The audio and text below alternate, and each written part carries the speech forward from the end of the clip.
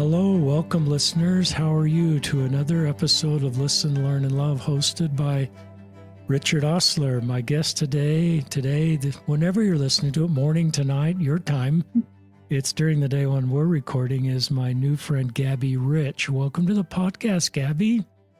Thank you. Thanks for having me. Gabby messaged me, and just like almost all of our guests, they reach out to me. Maybe you want to reach out to me and share your story. You're welcome to. We really focus on LGBTQ stories on this platform, and Gabby's going to share her story. I think you identify as lesbian. Is that right, Gabby? Yep.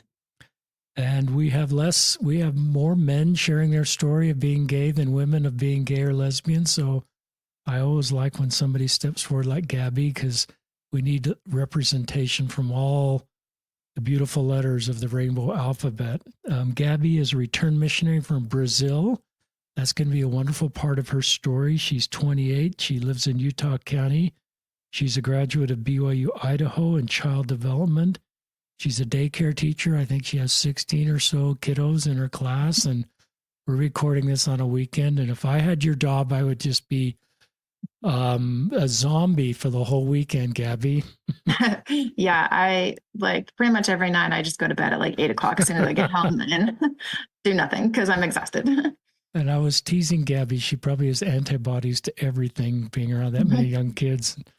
Could sell her blood for lots of money. But in a serious note, as I read through her story, I had tears in my eyes just with the courage of Gabby to share her story with you out of love, and the complicated road she's walked, and her desire to do the right thing, and coming to terms with her sexual orientation, and be willing now to bravely and vulnerably share that with family, friends, listeners, our queer friends that are looking for hope. And we said a prayer, and we just hope this is helpful for you, our listeners. If you're an ally, a family member, if you're trying to figure out your sexual orientation, that the brave story that Gabby shares will be helpful for you. So you're one of my new heroes to do this, Gabby. It takes so much courage. And with that, I'll turn it over to you. Thank you. All right. I'm really grateful for this opportunity. I've never done anything like this before, but it's exciting. Okay. So growing up, I was known as the goody two-shoes, the rule follower, the people pleaser, the perfectionist, all of the above. I was the stereotypical Molly Mormon. I was in all the Young Women's presidencies and Relief Society presidencies. I gave everyone rides to early morning seminary. As a kid, I tattled on my friends for breaking the rules. I was the studious, shy teenager with the 4.0 GPA. The most rebellious thing I did was occasionally skip school, and even that was with my mom's permission because she knew my grades were fine. So that's kind of a picture of what I was like growing up, pretty sheltered, but most of it was like by my own choice. I didn't have much interest in guys, but I just chalked it up to my social anxiety. I did, however, dream of having a bunch of kids. I was that Mormon girl who everyone knew loved babies and planned to have a huge family of her own one day. I even chose to study child development because I thought it would be the most useful for me as a future stay-at-home mom. Little did I know that 10 years later, I would be 28, single, gay, and childless. But as Richard mentioned, I do have 16 of my own toddlers that I take care of 40 hours a week. So I definitely get my fix of kids. But the thing was that in all of my fantasies of having a huge family, I never really fantasized much about the husband part. There was just kind of an empty space where a husband was supposed to be. Meanwhile, I had some crushes on girls once I started college that I definitely didn't recognize as crushes at the time.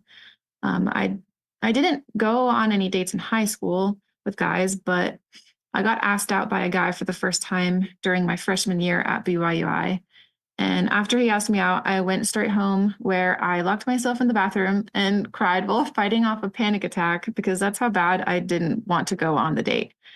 I just was so nervous about it. Wasn't interested in the guy off the bat, like just didn't want to do it. But I felt obligated to do it because I felt like I was so behind in life. Like I was already in college. I had never gone on any dates. Um, so I felt pressured to say yes and to just grit my teeth and do it. There were a few other blind dates that I was set up on during that year of school, but I dreaded all of them just the same. I counted down the minutes until they would be over. Fast forward about a year later, I had finished a year of school and was on my mission in Brasilia, Brazil. Growing up, I never thought I would be capable of being a missionary. I was just so shy, but I decided to be brave and ended up falling in love with the country, the people, the spirit I felt there, and I was even able to get over some of my social anxiety. Yet again, I was quickly pegged as the goody two shoes sister who took perfect obedience very seriously. That was until I was assigned a certain companion. Long story short, I got very close with one of my companions in a way that was more than just friends. And I've debated how much of this part of my story to share because it's kind of awkward to talk about and probably uncomfortable for some people to hear. But over the years, I've gotten more comfortable with the reality of what happened, and I can even joke about it now. But most importantly, it's an integral part of my story. I used to think that I was the only one on planet Earth that had experienced what I'm about to share. But over the years, I've surprisingly heard of more and more stories similar to mine. So it's my hope that if there are any listeners out there that can relate to my story, then maybe they won't feel so alone like I did for so long. And in one of your recent podcasts, Richard, you had the CEO of Encircle on, and he talked about how shame cannot survive being spoken. I really liked that. So it's my hope that if there's anyone out there in a similar boat that I was in, that they can feel a little comfort in hearing a story like theirs being spoken. So I had this companion. She was my third companion, and then again was assigned to me as my very last companion. So we spent a lot of time together, several transfers. And we were very, very close emotionally due to a lot of really hard things that were happening in her life. So we grew really close. We were best friends. We knew each other deeply. And she was also very physically affectionate, which most Brazilians are. The thing is that eventually her affections shifted from being platonic to being not very platonic. And it was all really new for me because growing up, like everyone knew that I didn't like to be touched. But for some reason, it was different with this companion, and we were just inseparable. As they say, one thing led to another, and she kissed me, and then I kissed her back. I never thought I'd be saying that out loud on a podcast, but here I am. That's what happened. And when this all went down, it was a very turbulent transfer with lots of mixed feelings. Shame was the most prominent feeling, but it was also thrilling to finally be experiencing the butterflies and excitement that I had heard everyone talking about. It just so happened to be occurring with a girl and not a boy. I was definitely in denial about what that meant for my sexuality. I thought it was just a fluke. But basically, I went through a vicious cycle of pinballing back and forth between these two feelings of shame and feeling excitement, feeling alive. The hardest part was that I only had a couple weeks of my mission left, and I felt like I wasn't going to be returning with honor. Returning with honor was a really big deal for me because in my parents' home, they have this sign hung up in our hallway that says return with honor. And it's next to a picture of my brother, my older brother, who he didn't end up serving a mission. And so I felt like it was even more important for me to be the one to return with honor. And I had tried so hard to be good and follow the rules and work hard my entire mission. And then this just had to happen during my last transfer, like literally just the last few weeks of my mission. And on my very last P day, I asked my mom to set up an appointment with my leadership back home for the very same day that I would be flying back into the States. I felt like I need to confess as soon as I get home, like I cannot put it off. I need to just get it over with. So that's what I did. Before I even arrived home with my family, we stopped at church. This was after traveling for like 30 plus hours. And it was a journey. We got back to my hometown. We stopped at church so I could confess to my home ward bishop. My parents had no idea what I was feeling so guilty about, but I couldn't fathom telling them that I had kissed one of my companions. So I kept them in the dark, which was probably really hard for my mother specifically, who was really concerned about me. But so I confessed to my bishop, and after sobbing my way through this conversation with him, and then later also with my stake president, they both helped me see that my companion had been pretty manipulative and that I didn't need to feel as guilty as I was. I still felt like I shouldn't take the sacrament for a couple of weeks upon returning home, which was mostly my own choice. But it was really embarrassing experience because, I was up on the stands to give my homecoming talk, and I was just sure that everybody had seen me not take the sacrament. The next couple weeks were an emotional roller coaster as I was dealing with a combination of missing my companion, feeling so ashamed of myself for what I had allowed to happen, feeling so alone in what I was going through, and also feeling attacked by my companion who was actively blaming me for the whole situation. Like, even while she was still on the mission, she was calling me, accusing me of, making the whole situation worse and telling me it was my fault and everything. So that was really hard. It was a time full of panic attacks and crying myself to sleep. I was an emotional wreck, as I'm sure my whole family can attest. They still didn't know what exactly was going on, but they knew that I was a mess. I eventually confided in someone who I was very close with, and she confirmed to me that I had been manipulated and that it didn't mean I was attracted to girls. I decided, you know what? Yeah, I'm just going to run with that narrative. And I did for the next couple of years. I was convinced that if I kept trying to date guys, I could eventually find one that made me feel the same butterflies that my companion had, except it would be 10 times better because it would be in a righteous way instead of in a sinful way. That was my thought process. My memories of my experience with that companion haunted me for months, dare I say years. And it took me a really long time before I was able to feel worthy and peaceful while in a temple. And in my backwards way of thinking, I felt like the only way I was going to get over this whole experience was to finally get a boyfriend, to prove to myself that my worst fear wasn't true, to prove to myself that I could be attracted to guys. So I went on some awful mutual dates. Then I met a guy who he seemed like he would be the answer to all of my problems. He was and still is a truly amazing person who checked all the boxes. As awful as that sounds, that's that's how I saw it, is I just needed a guy who checked all my boxes. And so we became official very quickly. But I ended the relationship just as quickly after only 2 weeks. I couldn't even handle the occasional hand holding. I couldn't handle the constant talks of building a future together. It all just made me feel like I was being suffocated. That should have been a clue to me that maybe I simply wasn't into guys. But I just blamed it on my lack of experience and my social anxiety. I continued trying to date guys for a couple more years until I finally couldn't take it anymore. Each date would leave me in a downward spiral of anxiety that was really hard to climb out of.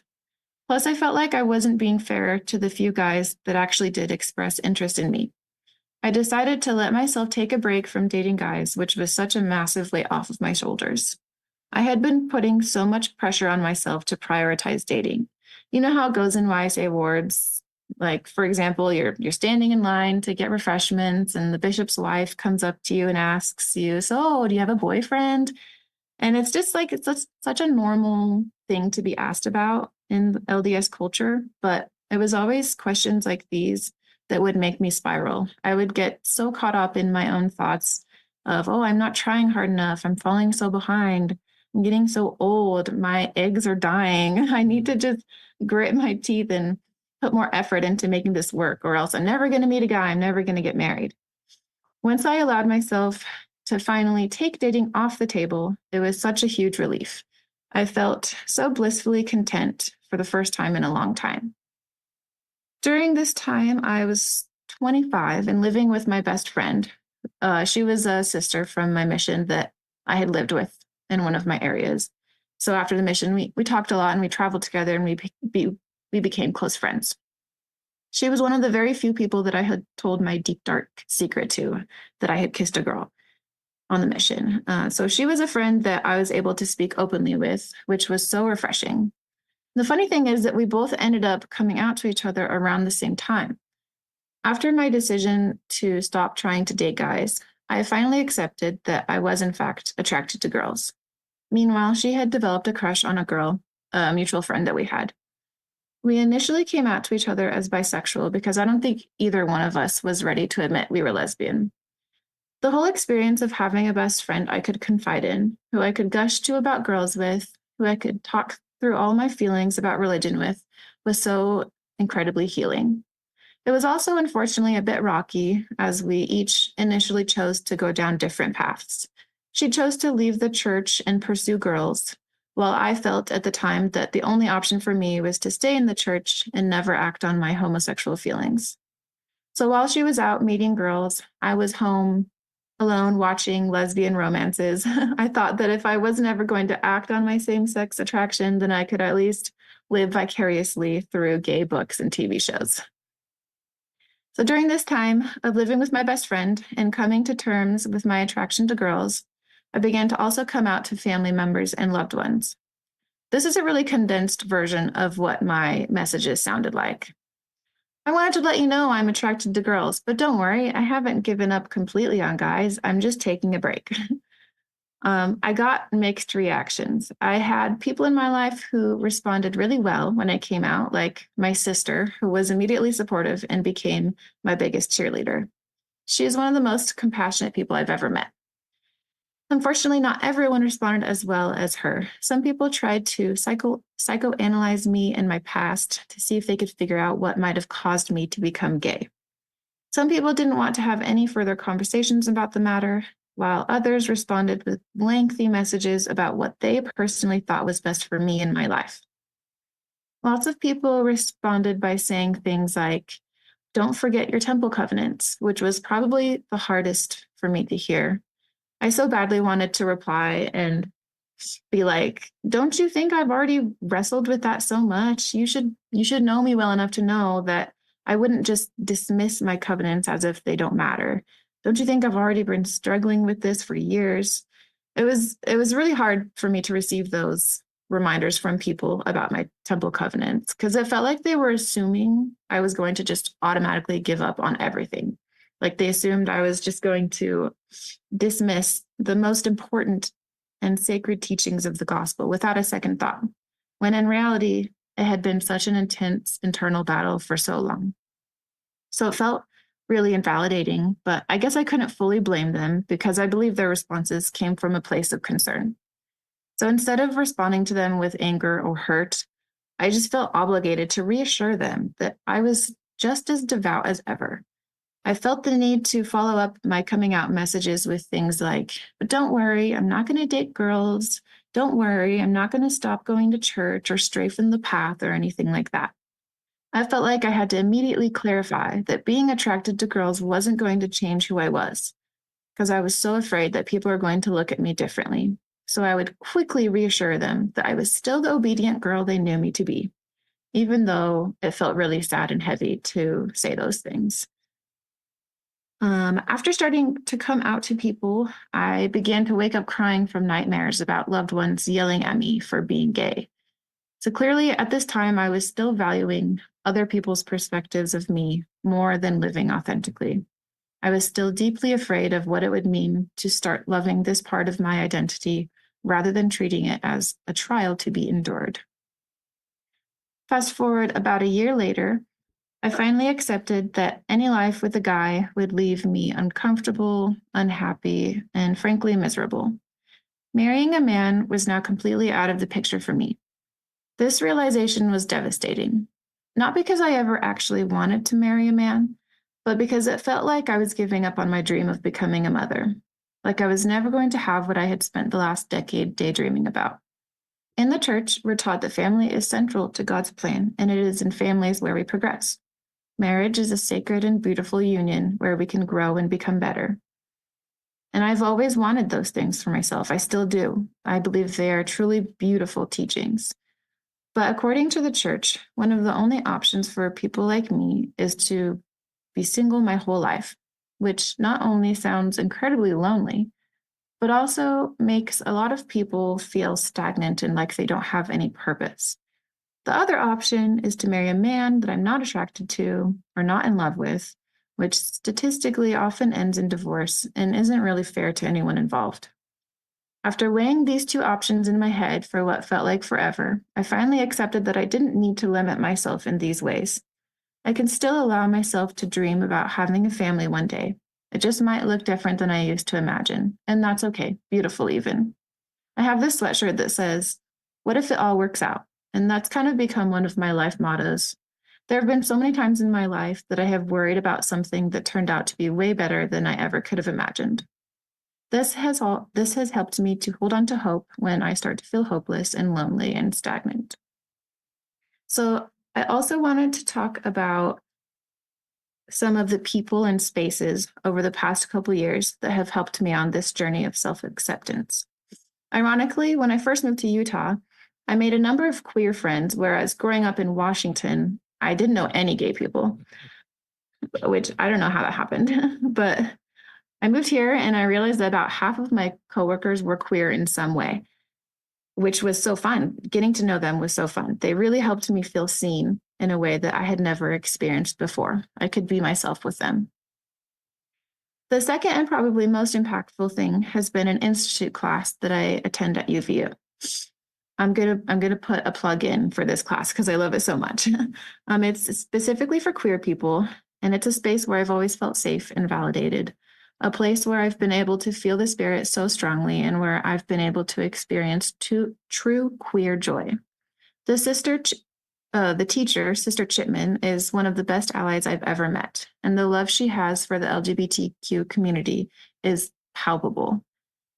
This class is a place where you can hear so many different people's stories and you can build connections. It's a place where you can study the scriptures with a queer lens, which is such a powerful and surprisingly fun thing to do. I've never heard more lively, joyous scripture study sessions than I have in this class. The ones that I've participated in have been full of laughter, and it's just beautiful. And so I highly recommend this class to anyone, even if you aren't a student, even if you're older, even if you don't go to church anymore, even if you just want to learn more. It's been one of the biggest blessings in my life.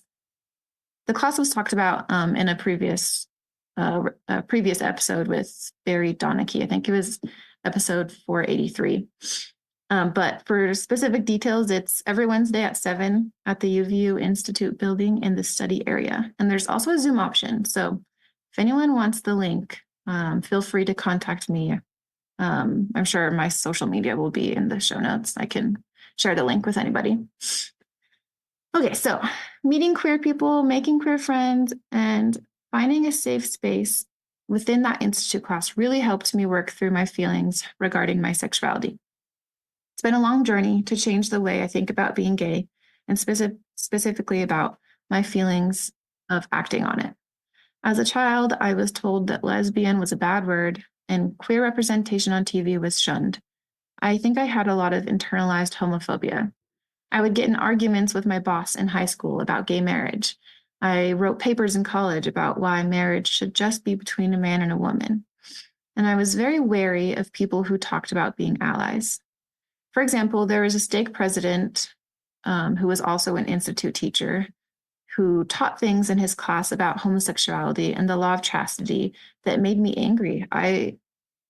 For some reason, I just was angered by the way he was teaching these things. But now I'm able to recognize his teachings as the kind of teachings that would be like life-saving for lots of queer people to hear.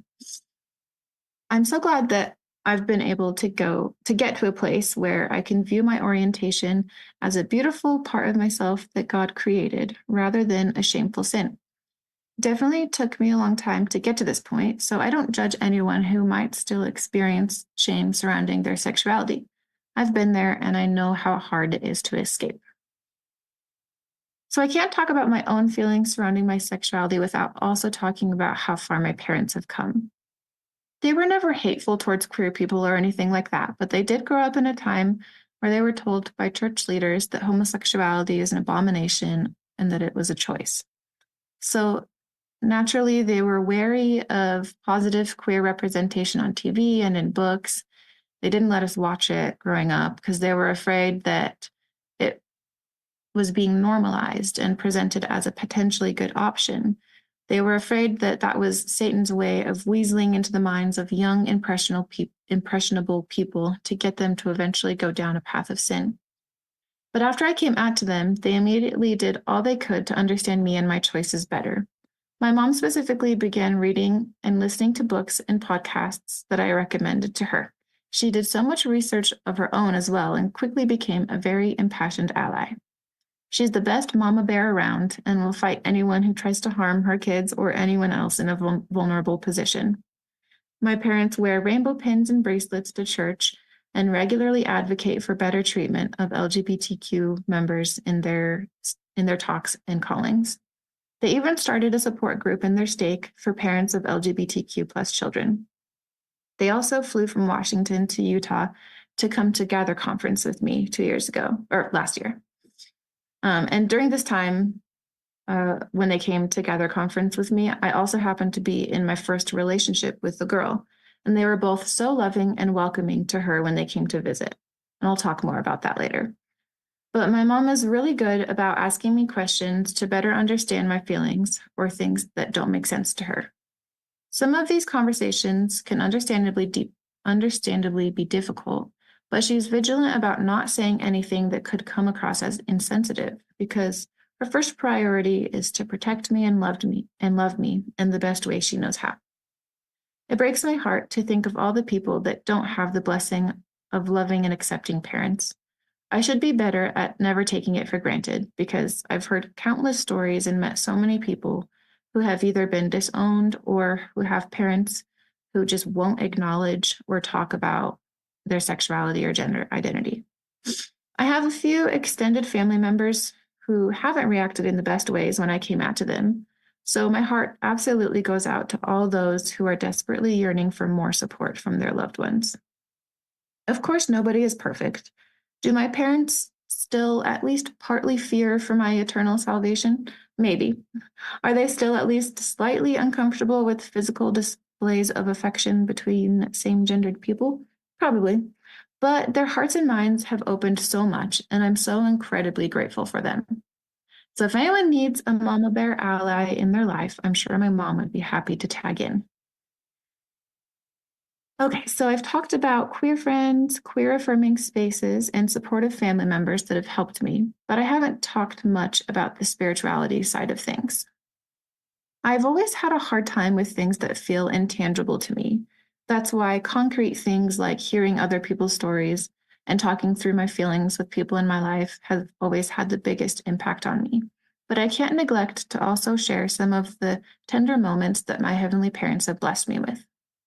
I wish I was better at journaling so I could remember them better, but there was one moment that sticks out in my mind. It was probably a year or so ago. I was sitting in my kitchen. I can't remember what I was doing, but I know it was during a time of much heaviness and indecisiveness for me. And I don't think in that moment I was necessarily thinking about anything queer related, but suddenly the sun shone through my kitchen window so bright. And just for some reason, I felt like that was God's way of showing his love for me, for all of me. Felt like I was being told that I was created intentionally, that my sexuality was not a mistake, and that I am worthy of love and acceptance. All of this just from sun shining through my window. And at this point, I hadn't yet decided to date girls, but I was on the cusp of it, and I had been wrestling with it for so long because I'm notoriously an indecisive person. So making a decision of such magnitude was so daunting for me. I wasn't sure if I was ready to make this choice without feeling any residual shame, but at the same time, I felt like it could be really good for me. I wanted to find a girl who would share my same desire to maintain a relationship with Heavenly Father and work towards becoming more Christ-like. This moment of the sun suddenly bursting through my window felt like a confirmation to me that I could be trusted with this decision to pursue a same-sex relationship. I also received a really comforting piece of advice that during this time of debate. It was the advice was that taking one step forward didn't mean that I couldn't later change my mind and take a step in a different direction. It was Stephen Cap Perry. He's been on the podcast before. He's the one who gave me this advice at Gather Conference 2 years ago. He talked to me about how the atonement of Jesus Christ makes it possible to retreat and return if we end up not feeling good about a certain path. This advice helped give me the courage to start letting go of my indecisiveness and my paralyzing fear of the unknown. So fast forward 1 year later, I was at Gather Conference again, except this time I wasn't single. I miraculously had a girlfriend, and I was the happiest I'd ever been. My girlfriend wasn't able to make it to the conference, but we were texting throughout so that I could share my insights with her. She was very supportive. And I'm so glad that I ended up following that gentle nudge of approval that I felt from Heavenly Father and the advice that I had received from Stephen Perry. Being in my first relationship with a girl was so healing. It finally felt so natural, so comfortable, and so uplifting. No more spirals of anxiety before, during, and after dates like I had experienced with guys for so many years. No more instant repulsion of any physical contact like I had experienced with those guys. Instead, I felt so loved, so special, so safe, and so thrilled for it to finally feel right. At the time of this relationship, I wrote a poem about this dichotomy that I used as a part of my coming out post on Facebook. I had never written a poem before, unless you count haikus in like elementary school. So the poem is nothing magical, but I wanted to share it because it helps explain how I felt being able to, date a girl and have it feel right, as opposed to all the years of trying to date guys. So the poem, I titled it Finally, and it goes like this. Girl meets boy, boy falls fast. Girl thinks finally I'm doing what I'm supposed to, what everyone says I should. Should. First comes the clasp of hands being held. Girl thinks, finally I can check this off the list. But how long? How long do I have to hold on? Then comes the question, will you be mine? Girl thinks, finally someone wants me. But do I want him? Feelings unrequited, feelings unreciprocated, feelings misinterpreted, feelings misunderstood. End, over, done. Finally, relief. Girl meets girl. Girl falls fast. Girl thinks finally, just finally, no shoulds. First comes the clasp of hands being held. Girl thinks finally it feels good. But how long? How long do I get to hold on? Then comes the kiss, a caress so kind, a touch so tender, a sensation so sweet. Feelings, so many, not in absence, but in abundance. Comfort, ease, home, knowing and being known. A wish for it to never end, to never be over, to never be done. Girl thinks finally happiness, finally authenticity, finally right. After I posted this poem and a picture of me and my then girlfriend on social media, I was blown away by the positive response. I had only one person make an offhanded comment, but the rest were so positive. So many people were happy for me and congratulating me. I couldn't believe it. It just goes to show that there are a lot more allies out there than we sometimes think, including within the church. That, of course, doesn't negate the fact that there are always going to be people who don't approve. But it was really sweet to have such a positive response to coming out publicly about my relationship. The relationship itself only lasted a couple months, but I learned a lot from it. I learned more about myself, the value that I have, and how there can be so much joy in living authentically. Of course, it wasn't all sunshine and roses, because on one hand, I felt so free and I wanted to be loud and proud. But on the other hand, I was terrified of potential repercussions within the church. I had heard horror stories from other queer couples of getting called in for membership councils. Many listeners have probably heard of bishopric roulette. Depending on your local leadership, there is a risk of being excommunicated for being in a same-sex relationship. That's, of course, worst case scenario, but it's still extremely anxiety-inducing. I didn't know my local leadership well because I had just barely moved into a new ward. When my girlfriend offered to come to church with me because, although she wasn't active anymore, she still wanted to be supportive. But she told me it would be too risky to hold her hand or anything like that for fear of the wrong person finding out.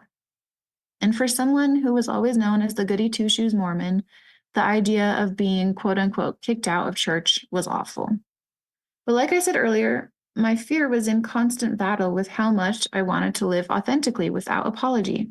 I wanted to be an example of how queer couples can absolutely still be a part of the church. I wanted other members to see our wholesome relationship and to have their hearts softened by it. I wanted to win others over through sheer proximity to us. I quickly realized that I was romanticizing the whole situation in my head because the Sunday that I brought my girlfriend to church coincidentally turned out to be awful. The testimony meeting that we attended ended up feeling a lot like an attack on many of the things that we valued. I won't give details, but we left that meeting enraged and heartbroken. The following week, we attended a different church that my girlfriend occasionally frequented, one that is known for being queer friendly. It even had a rainbow flag displayed on the outside. It felt so good to worship in a place where we could feel safe, but at the same time, I felt so sad about not being able to experience the same thing in my own ward.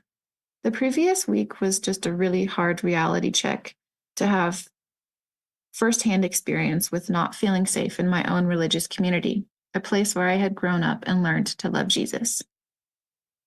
This experience was one of many that started me on my path of faith deconstruction. I've heard it called faith deconstruction, but I like to call it faith reconstruction because that sounds more hopeful to me. I tried for a long time to fight off the questions and the doubt, but it got to a point where ignoring the hurt and confusion was becoming more painful than trying to address it. When it comes to rebuilding my testimony, I've been taking it really slow and keeping things really simple, trying not to put too much pressure on myself. I don't need to figure out exactly what I believe in as soon as possible, but if there's one thing I've done too much of over the years, it's agonize over not having all the answers. So the beautiful thing about allowing myself to take a more relaxed approach is that I've been able to feel the Lord's presence with me throughout this process. I'm mostly just trying to focus on building my relationship with Christ, learning about him, and trying to be a good person by following his example. I'm trying to live by the motto, what would Jesus do? Which might sound cliche, but it's much more important to me right now than figuring out exactly how I feel about every single doctrine within the church. So that's where I'm at. Church can still be painful and confusing, but I'm now in a place where I can celebrate my queerness. Instead of being haunted by my past, I can be grateful for this part of me. Even though I still sometimes have homophobic reels sent to me by loved ones, I can also enjoy having sapphic movie nights with my gay friends and going to sapphic book clubs. Even though I was honked at and yelled at in Provo for holding hands with a girl, I can still enjoy chatting with my queer coworkers about our female celebrity crushes. Even though there have been hurtful handbook changes within the church that affect my trans friends, we can all still enjoy going to our LGBTQ plus Institute class, where we are the majority rather than the minority. Even though leaders within the church haven't always responded in the best way when I've come out to them, I can still be thankful for all the ward members that have told me that they are grateful for my testimony. Even though some of my loved ones were hesitant to tell their children that I am gay, I can still be grateful for the cousins and friends that I have that understand me, and they are so happy that I'm living authentically. So it's definitely not a perfect world we are living in, but I've been able to find so many reasons to celebrate my identity. I hope that one day every LGBTQ plus person can feel this same queer joy. Gabby, great job. Thank you. Thank you for your level preparation just to write all this down. Some of our guests have done just what Gabby's done because they want to get the story just the way they want to say it. So they just read it and it's just beautiful. And you have a gift of communication, you have a gift of writing, you have a gift of giving vocabulary to your feelings and taking us on your road. And I love the multidimensional nature of this episode, just with all the different, various factors you're addressing, your own spiritual journey, your mission. And I'm just going to cycle back a little bit. As you regular listeners know, you may have picked up things that are different than me. I love shame. I don't love shame, but I love the way that you address that. And Alex, for the CEO of Encircle, shame cannot survive being spoken. So I've always felt this should be renamed the De-Shaming Podcast, because just brave people come forward and do what you're role modeling. And I think it helps other people not feel shame. And what you've done is really courageous. This experience about not taking the sacrament on your homecoming talk is, I just admire you sharing that. And I think it takes us all into the complexities of this, because here you are, you could probably give a whole podcast on your mission and the things you did. And I bet there's a lot of people that are grateful for the way you helped them and the lives you blessed. And you kissed your companion in the last part of your mission, and then you have to not take the sacrament. That's kind of your choice, just because you're a stand-up person with a lot of integrity. I just thank you. I don't, of course, I wish you had taken the sacrament. I think God wanted, but I recognize your own feelings about that and just didn't quite feel like it was right. But here you are giving this homecoming talk in the very meeting. And there's something symbolic about that just is, a type for the road you're walking. So you're just so vulnerable to talk about that. Now I'm looking at some things I 3-starred.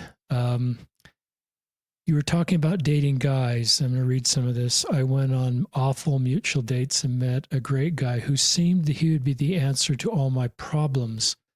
I love the way you framed it that way.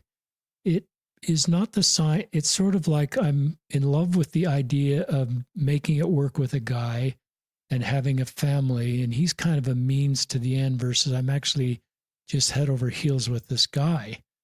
And so you're more in love as you're with the outcome and the possibilities of that outcome than just head over heels with this guy. He would be the answer to all my problems. And I'm glad you framed it up that way, because I think sometimes straight people dating can do this too. From my YSA assignment experience, they can be not really in love or not really have a great foundation, but more in love with the idea of being married. And so I thought that was very insightful of just framing it up that way. And I remember go ahead. I just remember I genuinely enjoyed spending so much time with the guy, getting to know him and talking with him. I could see him being such a great friend. But then anytime that crossed into girlfriend boyfriend territory, I was like, no, absolutely not. Get your hand off me. I felt so much for him, but it just wasn't anything, romantic or attraction. And that was sad because I cared a lot about him, in the short time that we were together, we got to know each other really well. And we remained friends afterwards for a really long time, which was good. But I'm sure there's lots of people out there that have experienced the same thing of really trying to make it work with someone of the opposite gender and caring a lot about them, but it just doesn't click, And I love your I love your integrity to be honest about that. And I think the evidence of that are some of those vocabulary used, like I was being suffocated, downward spiral of an anxiety that was really hard to climb out of. I felt like I wasn't being fair to the guy. A few guys who actually did express interest in me. So I look at the fruits of people's decisions, listeners, and what they're learning, and there's no fruit here, so there's no, and you're recognizing that. And I think it's, I admire you trying to make it work with a guy, because I think you're at peace that it's not going to work with a guy. And your 65-year-old self can always remember the work you did to try to make it work with a guy. And maybe something changes in some stories. I don't want to say yours is going to change, but I just think you've done a lot of work here to try to make this work. And I think that helps, gives personal revelation and better insight into what your best path forward is. I kind of chuckled at this in the YSA ward where, we have these conversations around, so do you have a boyfriend? And my wife and I served as YSA ward leaders, and now we serve as a ministering couple in a YSA ward. And our current bishop in our YSA ward, he doesn't talk at all about marriage in a YSA ward. Wow, that's hard to find. And it is all about coming unto Christ. And he figures, and it's in Utah, we've got younger YSA wards and older YSA wards. This is a ward that's 26 to 35. And he knows that the YSAs know all about marriage.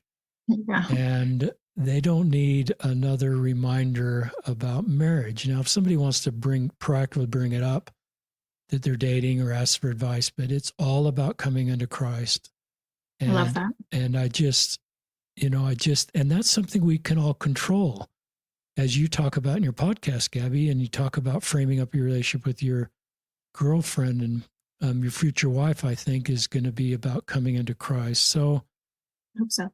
I really like, that's just a cultural thing I think we can do better on in YSA wards, because some people just feel so broken and are triggered by that ongoing discussion that it just causes them, straight or gay, to not come to church. Yeah. And you never know who might be closeted in a ward, or like me, for example, I was out to a lot of people, but not necessarily in my ward. And I'm also very straight passing. Like when you look at me, you don't think, oh, that girl is gay. And so what seems like a harmless question about, dating or marriage, you can be surprised at how awkward it can become, because, I'll respond with like, oh, I don't have a boyfriend. I'm actually gay. And then the conversation just, shuts down, and it's like, oh, whoopsies. It's like you've accidentally asked a pregnant woman who's not actually pregnant how far along she is. That's just awkward, Just talk. So I thought you're really honest about I'm not going to act on these feelings, but I'm going to stay home and read and watch lesbian romances. Yep. I was like, you know what? This is just going to have to be good enough. Just thought that was so honest, and you are really brave and honest. And there's probably other people that think they're the only ones walking this road. And then when they hear you, they go, I'm not alone. And So. Then you coming out to people. I love you talking about this, and your sister became your immediate and supportive cheerleader, your mom, and both your mom and dad seem to be doing a great job. But then this section on some people tried to psychoanalyze me and my past to see if they could figure out what might have caused me to become gay. Count me, listeners, as somebody that probably thought that, because my assumption was everybody was straight and something happened. And if we could just kind of undo that, we'd be back to straight Gabby Rich. Yeah. And that is really that isn't what the church teaches. That's not what science is it teaches. And that just makes you feel broken that, something happened, and we've had all sorts of I've heard all sorts of ideas being thrown out there, but people are just sexual minorities. Some are just not born straight. And to your point, I think God loves diversity, and I think everybody is created as intended, and no one should look in the mirror and feel they're a mistake. Even this line about don't forget your temple covenants, or you didn't mention the proclamation of the family. And I think most of my queer friends are walking encyclopedias on this topic, the proclamation, temple covenants, and they need what you're getting in a lot of these examples, love. I wrote down I wrote down sort of my advice that you may hear, listeners, is I just invite my queer friends to write their own story, and I will walk with you. You are in charge of your life, Gabby, and you need to figure out your life. And my job is not be too prescriptive. Yeah, I'll always invite you to stay close to Christ and have a relationship with Christ. But at the end of the day, you've got to figure out these different paths that you've been working hard to figure out which is your best path. And my job is just to love you and walk with you and trust you and recognize you're walking a pretty complex road that I never faced. I call it the double bind, where you obviously want to fully participate in the church and have a family, but you're gay or lesbian. And so you're in this double bind that your straight friends are not walking. So now I'm just scanning ahead. There's something with 2 stars. The teacher, Sister Chapman, is one of the best allies I've ever met. And the love she has for the queer community is absolutely palpable. I love this institute class. Some might think, well, getting queer people together, it's just a way for them to find somebody that's queer and leave the church. And I think we can mature beyond that and recognize we have Swahili branches, we have Samoan wards, we have deaf branches. I'm not comparing that to sexual orientation, but we just learn to create community for people that are walking unique roads. And I hope we normalize what's happening at the UVU Institute class. I've been to that class. It's remarkable, the spirit that's there, and to be able to study scriptures through a queer lens. Some people have talked about in the past, and it gives meaning to them. But that's hard to do that if you're the minority. It's easier to do that if you're the majority. Yeah, of those attending.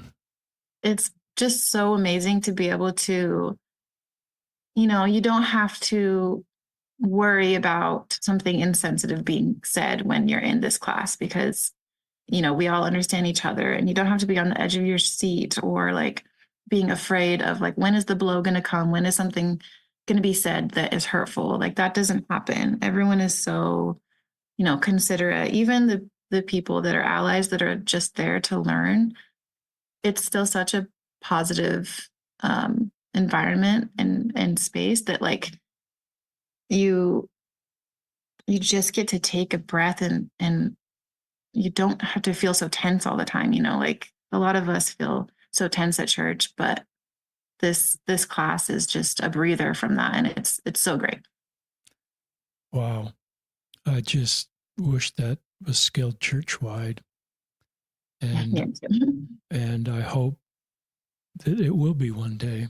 And I think when you talk like that, guess where I went? I went to Jesus.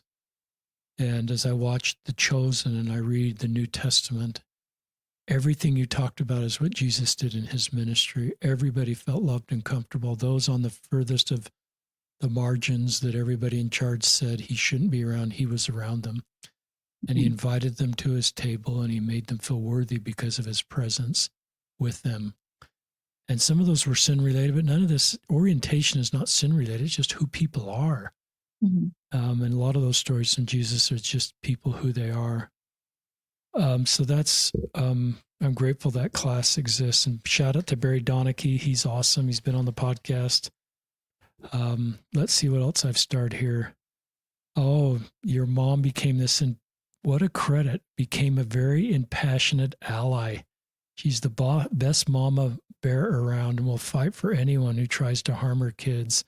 My parents wear rainbow rings and pins and bracelets to church and regularly advocate for better treatment. They have started a support group in their stake. They flew from Washington to come together. This is just a beautiful family love story. But you also recognize not every queer kid has this from their LDS parents. And I think your parents obviously learned you can do both. You can, if you choose to stay in the church, you can be a member of the church and stay in the church, and you can love your queer kids. You don't have to choose. And I love what they're doing. My advice to allies is do what your parents are doing. Do what you can in your circle of influence. You don't need to write a book or start a podcast, or often it's what you can do just in your circle that is making the difference. And some of that, I call it the shadow service. For you allies, no one maybe really realizes the need for what you're doing, but it's beautiful shadow service to help our queer friends. I'm kind of... Go ahead. There's a quick experience that just came to my mind about my mom that I should have included because it's so special. But my mom was giving a talk in stake. It was stake conference in her ward, and I was able to watch through Zoom. And so she was talking. The camera was pointed at her, but behind her, I could see the stake presidency sitting behind her. So I could see their reactions to what she was saying. And she was talking about just advocating for better treatment of LGBTQ plus individuals within the church. And as she was saying those things, I could just see the presidency behind her smiling and their faces like lighting up. And it was so special to see that like in real time of them just their approval of her message and their joy in her sharing that with the whole stake. And I just felt so proud of my mom and so grateful for the wonderful stake presidency that she has. And yeah, it was just a really beautiful experience that came to mind. And I bet a lot of people, when your mom started to talk about this subject, looked at the stake presidency. Yeah, it's possible. Yeah. And just thought, how are they?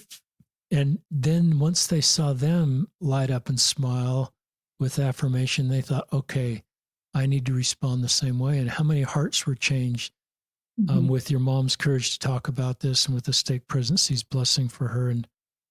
And that takes courage. There's the political rhetoric is ramped up significantly with LGBTQ and especially trans people. I'm glad you mentioned our trans friends, and that breaks my heart. It's not consistent to me with the way Jesus treats people.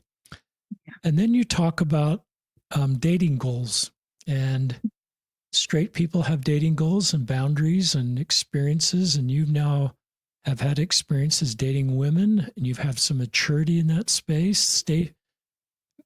Experiences that didn't come in your teenage years. Most people don't same-sex date in the LDS church in their teenage years because they're usually not out in their teenage years. So suddenly you're just in your mid-20s dating for the first time. And I love now you're having these experiences and that you have these goals. And I want to find a girl who will share my same desire to maintain a relationship with Heavenly Father and work towards becoming more Christ-like.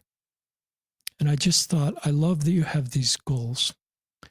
And I'm not your YSA bishop or your parent, but I would just say, I trust you, Gabby. I trust you. And I think that's one of the best things us allies can do is not be prescriptive, not point to something, not send a conference talk or a scripture, but just listen, learn, and love. The name of the podcast. And I'd add the word trust. I trust you. I'm going to leave this all at the Savior's feet. It's not my job anyway to point you. It's not my job to manage your personal revelation and your personal agency. And that can be relieving for the rest of us. We're called to be gatherers, not sifters. And so I love Stephen Cap Perry and his advice. And the Gather Conference, that's in November of 2026. Listeners, come to that conference. It's terrific. It's Christ-focused. Yeah, back to this relationship that only lasted a couple months, but you wrote, I learned a lot from it. I learned more about myself, the value that I have, and now there can be so much joy in living authentically. And I love just the fruits of these relationships when you start to date women compared to how it was dating men. And I'm glad you have that clarity and everything that a straight person feels dating someone of the opposite sex you're feeling. And I just recognize how complicated that is because our church doesn't have a path for you to fully participate in the church and marry a woman. And that is just the reality of that. And I know you're managing that as gracefully and as thoughtfully as you can. So let's see, I've starred some more things, but I probably have mentioned enough on that. Just thank you. I'd love to have you continue to share thoughts that have come into your mind. I guess I was just thinking about your last comment about, dating a girl for the first time and being able to experience the same things that straight couples experience. And because dating guys for so long, I felt like goodness gracious, something is wrong with me. Why can I not just enjoy this like a normal person, But then once I dated a girl, I was like, oh my gosh, it's true what people say. Like love is real. I can feel so good about this. I can feel so comfortable because Like you can probably tell from what I mentioned in my podcast, I'm a pretty anxious person, especially when it comes to like social interactions and stuff. So like feeling at ease and feeling comfortable with a person doesn't happen very easily for me. It takes me a really long time to get to that point. It took me even longer to ever get to that point with guys. But when I met my ex-girlfriend, it was like immediate. I felt so comfortable. I felt like I could be myself immediately upon meeting her and getting to know her. And I didn't have to put so much work into it. It was just easy. And I was like jealous. I was like, man, I've been missing out on this for so long. Like everyone that gets to experience it, I hope they don't take it for granted because, I didn't get to experience anything like that until I was 27. So it's just beautiful being able to, feel natural, feel comfortable, feel like I'm not broken. There's not something wrong with me when in reality, like I was just with the wrong people. Nothing wrong with them, but wrong people for me. So it was beautiful. It's great. And you've done such a good job of going slow, which is my advice, and not having it all figured out. Most of the people that come on the podcast, it's the first time they've shared their story on a podcast. They're kind of in the middle of their story. I'd say you're a little further than the middle of your story. I think you've learned so much. I think you're the best person. I think you're in the best place you've ever been in your life to write the rest of your story. I think your Heavenly Father, your Heavenly parents, are really proud of you, where you are, and the work you've done to get where you are. And I think they trust you too. And you just have a great life ahead of you. And these paths that we talk about, celibacy, mixed orientation marriage, or same-sex marriage, are all better. The other path that some consider is dying by suicide, and that's the primary reason in this space is to give people hope, that they don't feel it's so dark and they're so broken that they actually feel suicide is the best choice. So please don't choose that. And hopefully a story like Gabby gives you hope, that there is light at the end of the tunnel and there's a way forward.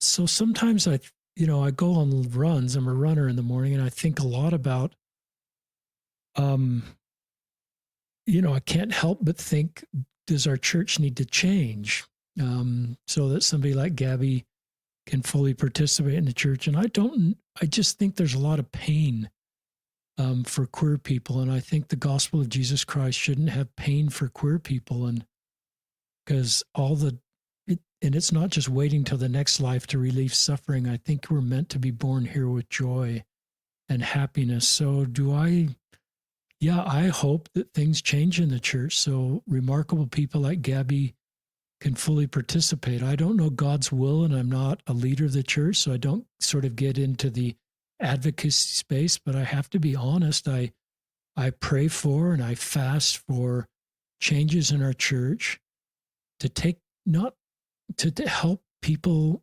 not have pain about who they are, and to be able to live their lives that they feel is best and not be in these double binds. And so I'm just honest with that. At the same time, when I'm talking to somebody, I don't say the church will change, so go ahead and be in a same-sex relationship because eventually the church will catch up to you.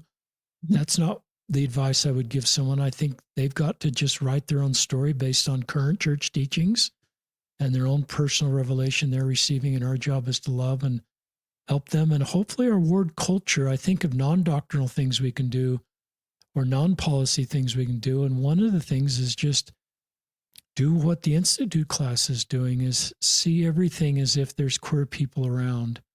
And that would inform our testimonies, our comments, the potential jokes we might make, just to assume there's queer people listening to everything I say. And we can do that as a faith, and we can, because you're on edge and you have anxiety and you're wondering.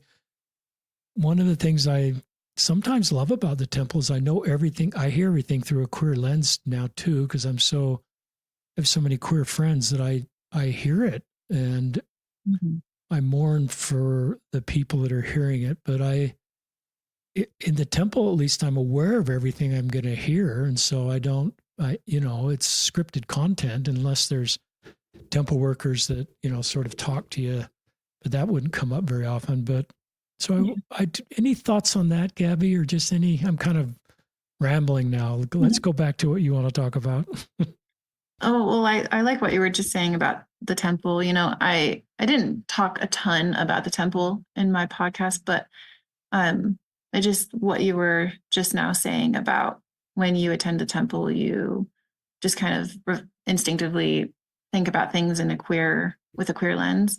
And my mom actually, like after I came out to her, the next time she went to the temple, she told me that she was going to, put herself in my shoes while listening. Cool. And she said it was really hard.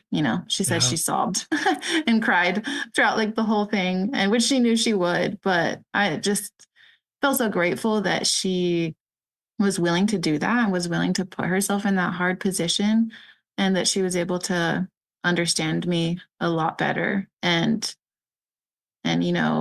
like I don't expect everyone to do that, of course, but I'm really grateful when people are willing to, like people like you who are willing to try to put themselves in other people's shoes to understand better. It's beautiful. Appreciate it. Well, thank you. Other things you'd like to share? Anything else comes to mind? I think that's everything. I think that about covers it. We will put your social media in and anything else you want out of the show notes. So check out the show notes, and just thank you, Gabby. There's a lot of people who'd love to come through their headphones, wherever they're listening to you, and give you a big hug. You've helped more people, not only with this podcast, but with the life you've lived, and your best years are ahead of you, because you've done so much work to get where you are in this long, complicated journey. We talk about the wounded hero quote a little bit on this podcast. A minister's service will not be perceived as authentic unless it comes from a heart wounded by the suffering about which he or she speaks. The great illusion of leadership is others can be led of a desert by someone who's never been there. But that's you, Gabby. You're the wounded healer. You've walked some really complicated deserts. And that's been painful. And you've walked those with grace and courage and just doing the very best you can. And now being on this podcast in your life will just continue to help other people. And because you know some of this road, and you know that Christ loves you and is with you, and God loves you, and you're created as intended. So with that, listeners, this is Richard Osler, and thank you, listeners, for listening and sharing these podcasts. And my voice is going in, Gabby Rich, for being on another episode of Listen, Learn, and Love.